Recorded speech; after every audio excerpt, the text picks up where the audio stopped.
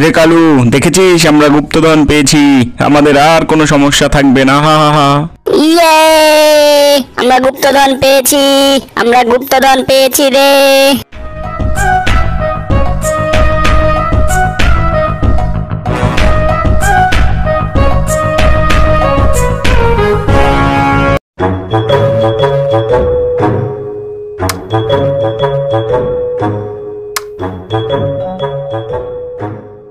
এই কোন শালা রে আমার গুপ্তধন নিয়ে যাইতেছে, একেবারে ফাটায় ফেলমু। তুই আমার গুপ্তধন নিয়ে যাইতেছিস, আবার কি করতেছিস এগুলো?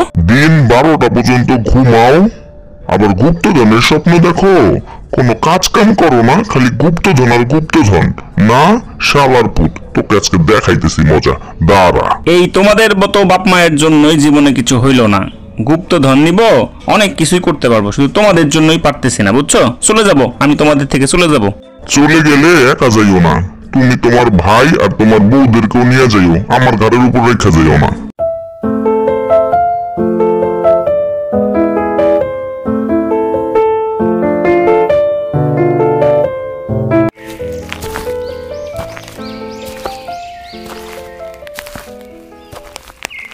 পূর্ণিমা ও সুমনা, তোদের স্বামীরা কি শুধু বসে বসেই খায় না কিছু কাজ কাম করে রে?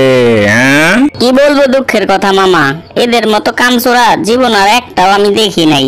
এরা শুধু অন্যই ধ্বংস করছে, কিছুই করে না, শুধু বসে থাকে আর গুপ্তধনের স্বপ্ন দেখে। কাজী আসল গুপ্তধন রে, ওদেরকে বোঝাও, না হলে চাচা মারা গেলে ওদের রাস্তায় নামতে হবে। অনেক বুঝিয়েছি মামা, কোনো কাজ হয় না, আপনি একটু বুঝাইয়েন, না হলে কি যে হবে আল্লাহই ভালো জানে। ঠিক আছে, আমার যতটুকু সম্ভব চেষ্টা করব, অবশ্যই করব। দালদু ভাইজান, কি অবস্থা, কি করব বলো? আর তো কোনো কাজ কাম নাই, কাজ কাম ভালো লাগে না, কি করা যায়? আরে কালু, কাজ করে কি আর বড় হওয়া যায়? গুপ্তধন ছাড়া কি বড় হওয়া যায়? আমরা গুপ্তধন একদিন নিয়েই আসবো, কাজ করে কি গুপ্তধন পাবো? কি বলিস? ঠিকই বলেছো ভাইজান, গুপ্তধন দিয়েই আমাদের বড়লোক হতে হবে, ওই কাজ করে কি আর বড়লোক হওয়া যাবে? সো সেটা চিন্তা কর, কিভাবে গুপ্তধন পাবো, কোথায় গুপ্তধন পাবো, সেই চিন্তাই কর।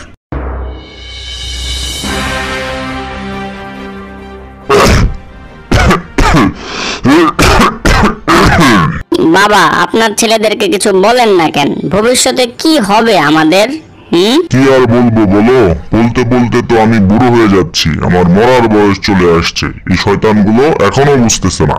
ঠিক আছে, দেখি কি করা যায়, ওদেরকে একটু ডাইকো, কথা বলবো। বাবা কি আমাদের ডেকেছিলেন? এই যে আমরা চলে আসছি, কি বলবেন? শোনো বাবা, আমার অনেক বয়স হয়েছে, কবে মরে যায় ঠিক নাই, এজন্য তোমাদের একটা কথা বলে যাই। কি কথা বাবা? খুবই কি গুরুত্বপূর্ণ কথা? আচ্ছা ঠিক আছে, বলেন। আমরা যে মাঠে ফসল ফলাই সে মাঠের নিচে অনেক গুপ্তধন আছে, এটা আমি জানি, এটা আমার দাদা আমাকে বলে গিয়েছিল। তোমাদেরকে এতদিন বলি নাই কারণ তোমরা পরিশ্রম করো নাই। ইয়ে, অবশেষে আমরা গুপ্তধনের খবর পেয়েছি। তবে শর্ত একটাই, আমি যখন মারা যাব ঠিক তারপরেই তোমরা তা খুঁজবে, এর আগে নয়। জি বাবা, তোমার শর্ত আমরা অবশ্যই দুই ভাই ভালো মতো মেনে চলবো। হ্যাঁ হ্যাঁ রে, এ কি হলো, আমার বাবা মারা গেল, এখন আমাদের কি হবে? ভাইয়া, বাবা না আমাদের গুপ্তধনের কথা বলেছিল, তোমার কি মনে নেই? চলো না। আমি তো ভুলে গেছিলাম রে কালু, তুই তো মনে করিয়ে দিলি, ভালো বলেছিস। আজকে রাতেই আমরা সে কাজ করতে যাব। এই তাড়াতাড়ি খাবার দাও, খুবই ক্ষুধা লেগছে, আজকে রাতে অনেক কাজ আছে। অলসদের আবার কাজ আছে? আচ্ছা ঠিক আছে, অলস ব্যক্তি। ভাইজান, এখন গভীর রাত, তাড়াতাড়ি ওঠেন, আমাদের যেতে হবে। কিরে, তুই সবকিছু রেডি করেছিস? রেডি করলে চল, আমরা এখনই যাই।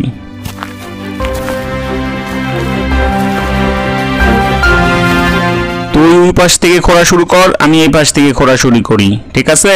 তাহলেই দেখি কি হয়।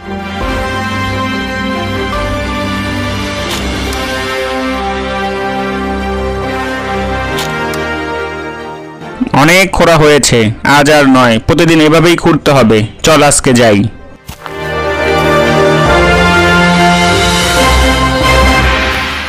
কি খবর, তোমরা কোথায় গিয়েছিলে এত রাতে এগুলো নিয়ে? হ্যাঁ বলো তো একটু। এটা খুব গোপনীয় কথা, কাউকে বলা যাবে না। বাবা মারা যাওয়ার আগে আমাদেরকে এটা বলে গিয়েছে। আমাদের চাষের মাঠে গুপ্তধন রয়েছে, আমরা সেখানেই গিয়েছিলাম। হাই হাই, কি বলো? আসলেই কি এগুলো সত্যি? হ্যাঁ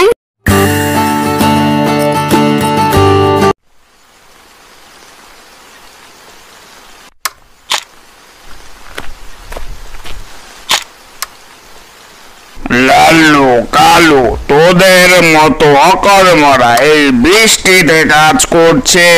কিরে তোদের কি হয়েছে? মামা কি বলেন, কাজ না করলে কিভাবে খাবো? তাই আমরা ফসল ফলানোর জন্য কাজ করছি। কি খারাপ করছি নাকি? হ্যাঁ তা তো খুব ভালো, কিন্তু আমার মনে হয় অন্য কিছু রয়েছে।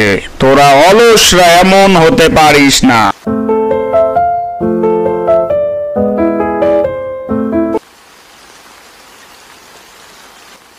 কালুরে, অনেক তো কাজ করলাম, অনেক গুপ্তধন খুঁজলাম, কিন্তু গুপ্তধন তো আর পেলাম না। কি করব বলতো এখন? আমি বলি কি, যেহেতু তোমরা এত খোঁড়াখুড়ি করেছো, হাল চাষের মতো কাজ হয়েই গেছে, তাহলে বীজ বপন করে দিলে কেমন হয়? তুমি ঠিকই বলেছো, যেহেতু গুপ্তধন পেলাম না, অন্য কিছু করে দেখি কিছু হয় কিনা। তাই করে দেখো, দেখো যদি কিছু হয়। কিছু হলেও তো হতে পারে, তাই না? লালু ভাই সেই আবার পরিশ্রম, আর ভাল লাগে না। ধুর, তুমি করো, আমি করতে পারবো না। আরে কালু ধৈর্য ধর, একবার বীজটা বপন করেই দেখি না, হইলে হইলো, না হইলে না হলো।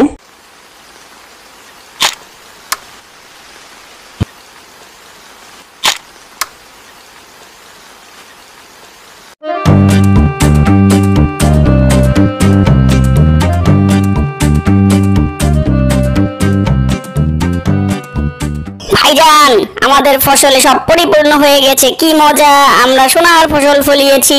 চলো চলো আমরা সবাই ফসলের কাছে যাই, ফসল দেখলেই মনটা ভালো হয়ে যায়। কি হি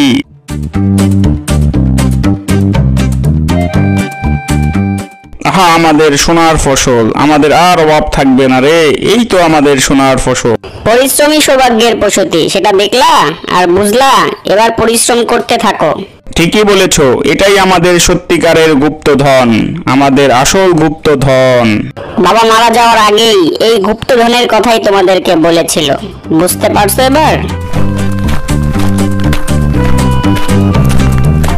কিরে লাল্লু, তোদের ফসল তো চমৎকার হয়েছে রে। হ্যাঁ মামা, এগুলো সবই পরিশ্রমের ফল। আমরা গুপ্তধন খুঁজতে গিয়ে এই গুপ্তধন পেয়ে গিয়েছি। চাচা মারা যাওয়ার আগে আমাকে বলেছিল তোদেরকে একটা শিক্ষা দিবে। হ্যাঁ মামা, আমরা প্রকৃত শিক্ষাই পেয়েছি, যে পরিশ্রমী সৌভাগ্যের প্রসূতি। দোয়া রইল, এইভাবেই পরিশ্রম করতে থাক আর জীবনে উন্নতি করতে থাক। মামা আমাদের জন্য দোয়া রাখেন এবং আপনিও ভালো থাকেন।